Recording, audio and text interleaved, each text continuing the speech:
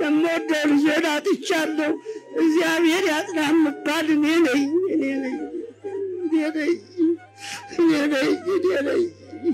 ቆስያለሁ፣ አዝኛለሁ።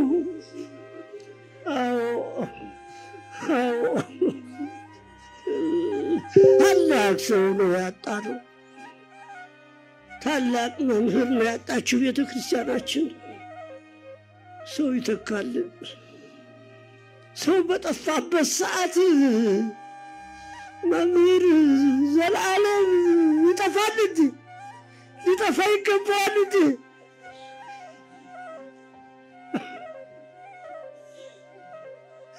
ቅስሜን ሰብሮታል እኮ ልጄ፣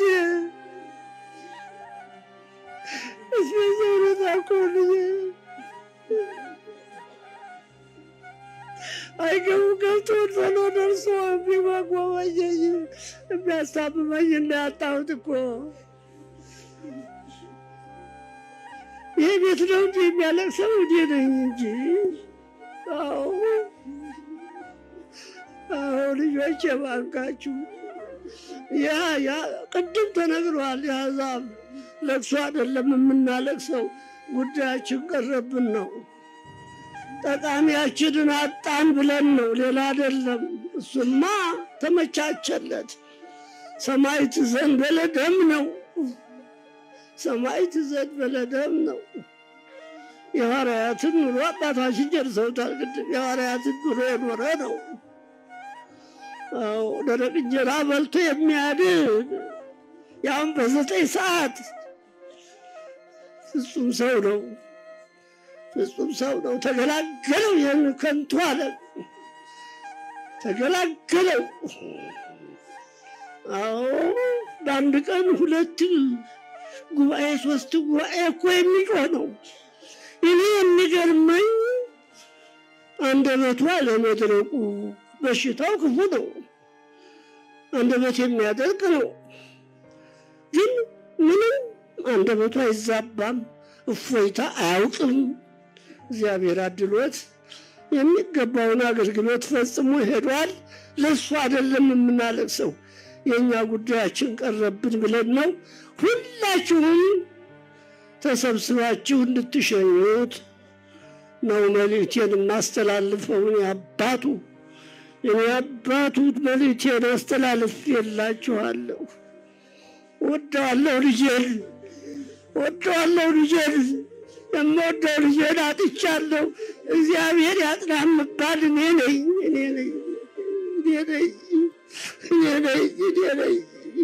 ቆስያለሁ፣ አዝኛለሁ። አሳለፍነው ወር የካቲት 28 ቀን 2018 ዓ.ም ለመንፈሳዊ አገልግሎት ወደ ሀገረ አሜሪካ ሄደው እንደው ድንገት ምን ገጠማቸው ሳይባል ከዚህ ዓለም ድካም ያረፉትና ብዙዎች በብዙ ፍቅር በብዙ ክብር የሚወዷቸው የመምህር ዘላለም ወንድሙ ዜና ዕረፍት የብዙ ሰዎችን ልብ አስደንግጧል። በተለይ በኢትዮጵያ ኦርቶዶክስ ተዋሕዶ ቤተክርስቲያን ጥላ ስር ሆነው የእሳቸውን አስተምሮ፣ የእሳቸውን ምግባር፣ የእሳቸውን አባታዊ ምክርና ወዳጃዊ ፍቅር ሲያገኙ ለነበሩ በሙሉ የመምህር ዘላለም ወንድሙ ዜና ዕረፍት ለብዙ ሰው የልብ ስብራት ሆኗል። ከመምህር ዘላለም ዜና ዕረፍት በኋላ ብዙዎች በብዙ እያነቡ እያለቀሱ ይገኛሉ። እነሆ ቤተክርስቲያንን በብዙ ንጽህና፣ በብዙ ፍቅር፣ በብዙ ጥንቃቄ ያገለገሉ እኚህ መምህር ከዚህ ዓለም ድካም ካረፉ በኋላ ቤተክርስቲያኒቱም እንዲሁም ምዕመናኑም ወዳጅ ዘመዶቻቸውም ሌሎች የሚመለከታቸው አካላትን በሙሉ እኚህን ታላቅ መምህር የሚገባቸውን ክብር ሰጥተው አመስግነው ሊሸኟቸው ቃል ተገባብተው እነሆ ዛሬውኑ ከማለዳ ጀምሮ አስክሬናቸውን ተቀብለው በመስቀል አደባባይ ፍቅርና ክብራቸውን ገልጸውላቸው በቅድስት ሥላሴ ካቴድራል ሥርዓተ ቀብራቸው እንዲፈጸም ሆኗል። ታዲያ ከኚህ መምህር ጋር ተያይዞ ብዙዎች የሚሰማቸውን የልብ ሐዘን በብዙ ጥልቀትና በብዙ ሐዘን እየገለጹ ይገኛሉ። ለመሆኑ መምህር ዘላለም ወንድሙ ማን ናቸው? ሰላም የምንወዳቸውና የምናከብራቸው የጊዜ ሚዲያ ቤተሰቦች እንዴት አላችሁ? በያላችሁበት የዓለም ጫፍ በያላችሁበት የሀገር ጥግ ሁሉ ሰላም፣ ፍቅር፣ ጤና ትሆኑ ዘንድ ዘወትር ምኞታችን ነው። ኤልያስ ደግነት ነኝ። የምትከታተሉት ጊዜ ሚዲያ ነው። በዛሬው መሰናዷችን ስለ መምህር ዘላለም ወንድሙ ያልተሰሙ እጅግ ብዙ ታሪኮችንና ሙሉ የህይወት ታሪካቸውን ልንነግራቸው ወደን ነው። እስከ ፕሮግራማችን ፍጻሜ ድረስ አብራቸውን ቆዩና ጊዜ ሚዲያን ሰብስክራይብ በማድረግ ቤተሰብ አድርጉን። አብራችሁን ስለምትቆዩ እናመሰግናለን። ክብር ይስጥልን።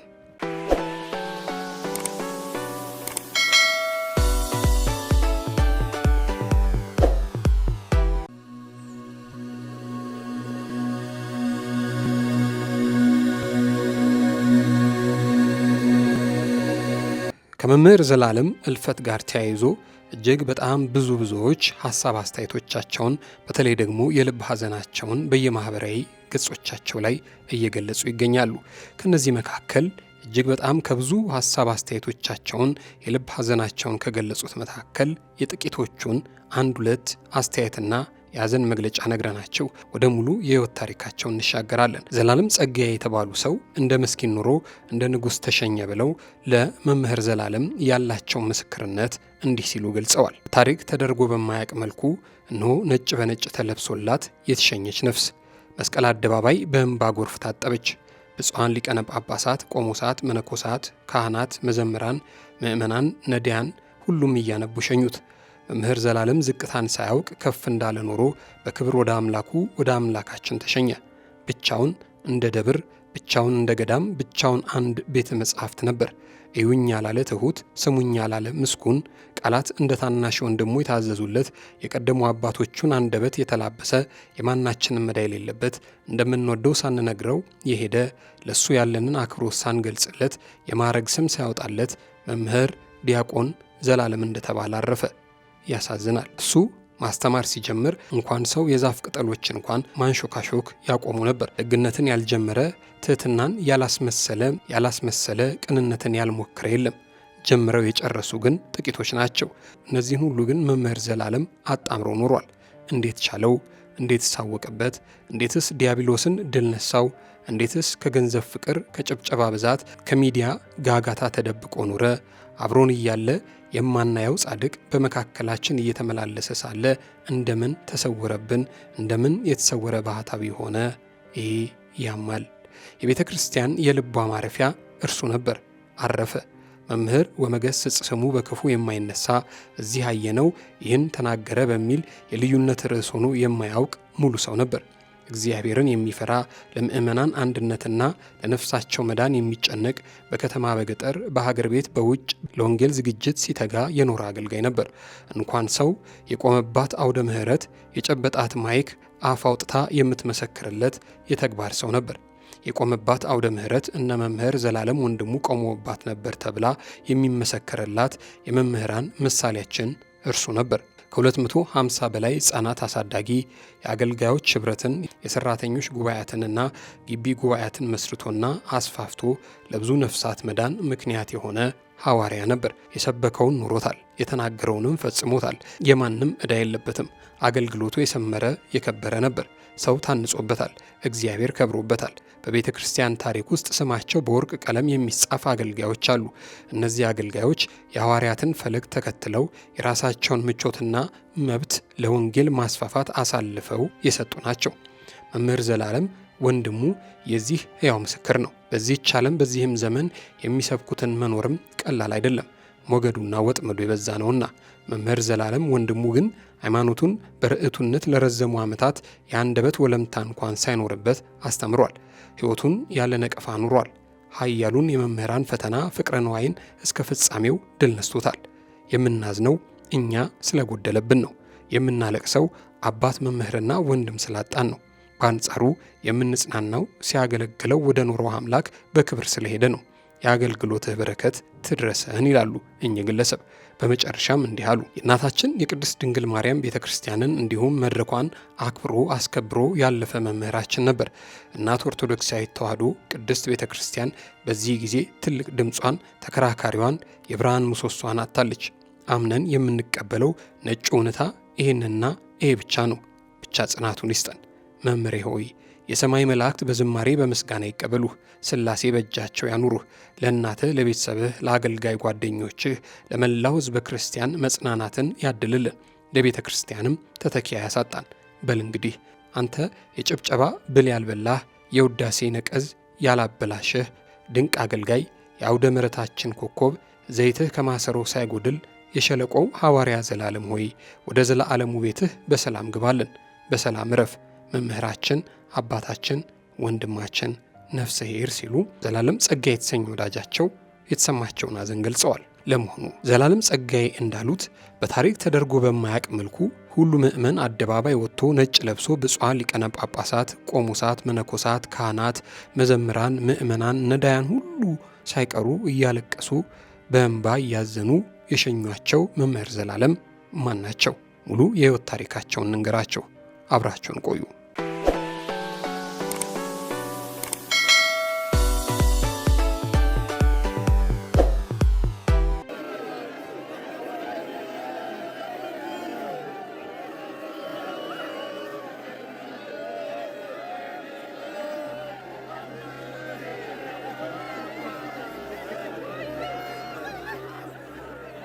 መምህር ዘላለም ወንድሙ በስመ ጥምቀታቸው ወልደ ሰማያት ከአባታቸው ከአቶ ወንድሙ ተማምና ከእናታቸው ከወይዘሮ ትክክል 1969 ዓ.ም በታሪካዊቷ ደብረ ሲና ከተማ ተወለዱ። ገና በለጋነት ዕድሜያቸው የቤተ ክርስቲያንን ጠረን እየጠቡ በዘመናቸው አብዛኞቻችን እንወስድ የነበረውን የፊደል ቆጠራን ወይንም የቄስ ትምህርታቸውን በኔታ ታመነ እግር ስር ቁጭ ብለው ተምረዋል። በትምህርታቸው እጅግ ብርቱ የነበሩት መምህር ዘላለም በሰበታ ከተማ በነበራቸው የትምህርት ቆይታቸው ሁልጊዜም ከአንደኝነት አይወርዱም ነበር። በተለይ ደግሞ የአንደኛና የመለስተኛ ሁለተኛ ደረጃ ትምህርታቸውንም በሙሉጌታ ገድሌ ሲማሩ ቆይተው ሁሌም አንደኛ ነበር የሚወጡት። በተለይ በስድስተኛና በስምንተኛ ክፍል የሚኒስትሪ ፈተናዎች ሙሉ በሙሉ ውጤታቸው 100% ሆኖ ነበር የተመዘገበው። ይህ አስደናቂ ውጤት ነበር። የሚገርመው ግን ዕውቀታቸው ለራሳቸውን ብቻ አልነበረም። ለሂሳብ ትምህርት የነበራቸው ልዩ ተሰጥኦ መምህራን በማይኖሩበት ጊዜ እርሳቸው መምህር ሆነው ጓደኞቻቸውንም ሲያስተምሩ ቆይተው ነበር።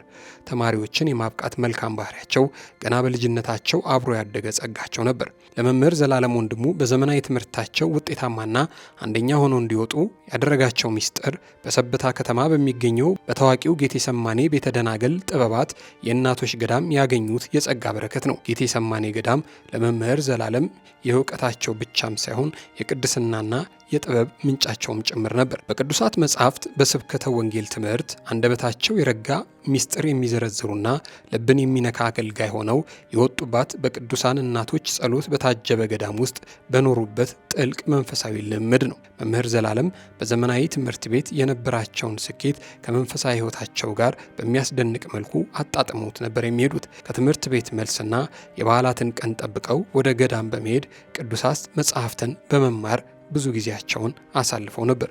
ለብዙዎቻችን ከባድ የሆነውና የማይመረመረውን መጽሐፍ ቅዱስ ለመምህር ዘላለም ግን እንደ ውዳሴ ማርያም በየዕለቱ የሚደገም በልባቸው የተጻፈና በቃላቸው የያዙት መዝሙራቸው ነበር። ይህ ጸሎትና ትጋታቸው ነው በሰበታ በሄዱበት ሁሉ አንደበታቸው እንደ ማር የሚጣፍጥና ቃላቸው እንደ ሰይፍ የሚቋረጥ እንደ ቅቤ የሚለሰልስ እንዲሆን ያደረገላቸው። በዚህ ገዳም ውስጥ ያሳለፉት ጊዜ መምህር ዘላለምን በልጅነታቸው ብስል አድርጓቸዋል። በጌቴሰማኔ ቤተ ደናገል ሲያገለግሉና ሲማሩ ሲጸልዩ የቆዩት መምህር ዘላለም ለኢትዮጵያ ኦርቶዶክስ ተዋሕዶ ቤተ ክርስቲያን ብርቅዬና እንቁ ሆነው የተበረከቱ ከዚህ ውስጥ ተኩለው እንቁ ሆነው በመውጣት ይህን በልጅነት የቀሰሙትን የወንጌል ፍቅር ነው እንግዲህ ኋላ ላይ ከአፋር በረሃዎች አንስቶ እስከ አሜሪካ እንዲሁም በመላው አውሮፓና በመካከለኛው ምስራቅ አድማሳት ድረስ ወንጌልን በኃይልና በሚስጥር እንዲያስተምሩ ኃይልም ጉልበትም የሆናቸው። መምህር ዘላለም ሁለተኛ ደረጃ ትምህርታቸውን በሰበታ አጠቃላይ ሁለተኛ ደረጃ ትምህርት ቤት ተምረዋል። ባገኙት የላቀ ውጤትም ወደ ወሊሶ በመሄድ አግሮ ቴክኒካል ስኩል በመግባት ከ1983 እስከ 1985 ዓ.ም የሙያ ትምህርታቸውን ለ3 ዓመታት በመማር በኤሌክትሪሲቲም በዲፕሎማ ቢመረቁም ቅሉ የልብ ጥሪያቸው ግን የሰውን ልጅ በወንጌል ኤሌክትሪክ ማብራት ነበርና በወሊሶ ቆይታቸው የቀድሞ አባ ወልደ ትንሣኤ ግዛው እግር ስር ሆነው በሰንበት ትምህርት ቤት አገልግሎታቸውን ጀመሩ። የ12ኛ ክፍል ውጤታቸው ለከፍተኛ ትምህርት ማለትም ለዩኒቨርሲቲ የሚያበቃቸው ቢሆንም እርሳቸው ግን የእግዚአብሔር መንግስት ትቀድማለች በማለት ራሳቸውን ለቤተ ክርስቲያን አገልግሎት አሳልፈው ሰጡ። ጳጳሳት፣ የገዳማት አድባሮች አባቶች የሚሰጡትን ምስክርነት ሳያካትት ዋና ዋና ስራዎቻቸውን በጣም እጅግ በጥቂቱ ይጠቀሱ ቢባል እንኳን አሁን የምንጠቅሳቸው ከብዙ በጥቂቱ የሰሯቸው ስራዎች ናቸው። መምህር ዘላለም ወንድሙ የከተማ አገልጋይም ብቻም አልነበሩም። በተለያዩ ክልሎች እየዞሩ የቤተ ክርስቲያንንም አገልግሎትና አድማስ አስፍተዋል። በ2013 ዓ.ም ከጠረፋማውና ከገጠሪቱ የሀገራችን ክፍሎች የተውጣጡ 38 ልዩ ቋንቋ ተናጋሪ የሆኑ ደቀ መዛሙርትን ሙሉ ስልጠና ወጫቸውን በመሸፈን ስልጠና እንዲማሩ በማድረግ ያሰለጠኗቸውና ሲያጠናቅቁም ስልጠናቸውን ያጠናቀቁትንም ደግሞ የአገልግሎት ልብስና መጽሐፍ ቅዱስ ገዝተው በመስጠት ወደ የመጡበት አካባቢ ተመልሰው በቋንቋቸው ወንጌልን እንዲሰብኩና ማህበረሰባቸውንም እንዲያገለግሉ አድርገዋል። በጅጅጋም በደረሰው ችግር የተጎዱትን ለማጽናናት በስፍራው ጉባኤ በማዘጋጀት ማህበር ምዕመናንን ከማጽናናትን በተጨማሪ ሰዎችን በማስተባበር ከ1,500,000 ብር በላይ በማሰባሰብ በወቅቱ ለተጎዱ ሀገረ ስብከቱ ማህበራትና ካህናት ድጋፍ እንዲያገኙ በመርዳት የቤተ ክርስቲያን ልጅነታቸውንም አሳይተዋል። ለ57 አይነ ስውራን በተለያዩ ጊዜያትም ድጋፍ አድርገዋል። እንዲሁም በምሁር ኢየሱስ ገዳምም 12 ልጆችን ከቤኒሻንጉል ጉሙዝ በማስመጣትና ድቁናን በማስተማርና ወደ አካባቢያቸው ተመልሰው እንዲያገለግሉም አድርገዋል። በሰሜን ሸዋ ዞን በኤፍራታ ግድም ወረዳም በጦርነት ለተፈናቀሉና ለተጎዱ ከ2591 ሰዎች በላይ ለሚሆኑ ግለሰቦች ለእያንዳንዳቸው 3,000 ብር በመስጠት በጠቅላላው 7,773,000 ብር ያክል ድጋፍ ያደረጉ ትልቅ አባት ናቸው። ሸዋሮቢት፣ አጣዬና ከሚሴም እንዲሁ ከተለያዩ ቦታዎች ለተፈናቀሉና ጉዳት ለደረሰባቸው ወንድም እህቶቻችንም እንዲሁ አድርገዋል። በኤጄሬም አውሮፕላን ተከስክሶ ብዙዎች ባለቀሱበት ቦታም እንዲሁ በመገኘት ብዙዎችን ያጽናኑም መምህር ነበሩ። ከዚህ ልፍለውም በቡታጅራም በግጭት የተፈናቀሉትን ቦታው ድረስ በመሄድ በማጽናናትና መልካምነትን በማሳየትም ጸሎትን በማድረግ ድጋፋቸውን አድርገዋል። በስልጤም በሃይማኖታቸው ምክንያት ከቤታቸው ለተፈናቀሉ 280 ሰዎች እንዲሁ ድጋፍ አድርገዋል። በአርሲ፣ በሻሸመኔ፣ በባሌም ቤተሰቦቻቸው ለተገደሉባቸውና ለተፈናቀሉባቸው ሰዎች አስፈላጊውን ቁሳቁስ ሁሉ በማቅረብ መንፈሳዊ ኃላፊነታቸውን የተወጡ መምህር ናቸው። ከዚህ ልፍ ብለውም በአፋርም እንዲሁ በጦርነት ለተፈናቀሉና ለተጎዱ 495 ሰዎች ለእያንዳንዳቸው 3,000 ብር በመለገስ ብዙ ብር በማውጣት ወገናቸውን አግዘዋል። በዋግምራም በሰቆጣም በጦርነት ለተፈናቀሉ ግለሰቦች ይህንኑ አድርገዋል። በደባርቅ ወረዳም በጦርነት ለተፈናቀሉና ለተጎዱ ወገኖቻቸውም ድጋፍ ሲያደርጉ ቆይተዋል። በጎንደርም የአብነት ተማሪዎች ሲመረቁ እንኳን ደስ አላቸውም እያሉ ካባ ሲያለብሱም ቆይተዋል። መምህር ዘላለም ወንድሙ በአዲስ አበባም ወላጆቻቸውን በሞት ያጡ ከ200 ሕፃናት በላይም ይደግፉ እንደነበር ተነግሮላቸዋል። የመምህር ዘላለም የበጎና የመልካም ስራ ተግባራት እጅጉን ብዙ ናቸው። መምህር ዘላለም ለመንፈሳዊ አገልግሎት ወደ ሀገረ አሜሪካ ሄደው ሳለ በገጠማቸው ድንገተኛ ሕመም ምክንያት ልክ የካቲት 28 ቀን 2018 ዓ.ም በተወለዱ በ49 ዓመታቸው ከዚህ ዓለም ድካም አርፈዋል። ይህ እልፈታቸው የብዙ ምዕመናንን ልብ የሰበረና ኢትዮጵያ ኦርቶዶክስ ተዋሕዶ ቤተክርስቲያንንም ያጎደለ ነው የተባለ ሆኗል። የመምህር ዘላለም ስርዓተ ቀብርም ምዕመናን፣ ጽዋን ሊቃነ ጳጳሳት፣ ቆሞሳት፣ መነኮሳት፣ ካህናት፣ መዘምራን፣ ምዕመናን፣ ነዳያን ሁሉ ሰው በተገኙበት በቅድስት ሥላሴ ካቴድራል ተፈጽሟል። ፈጣሪ ነፍሳቸውን በቀኝ ያኖር ዘንድ ተመኘን። ለቤተሰቦቻቸው፣ ለዘመድ አዝማዶቻቸው፣ ለምእመናን በሙሉ ፈጣሪ ብርታቱን ይሰጥ ዘንድ እኛም ልባዊ ምኞታችን ነው።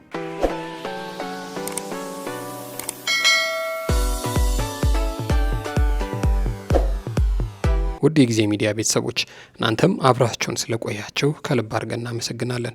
ክበሩልን፣ ክብር ይስጥልን።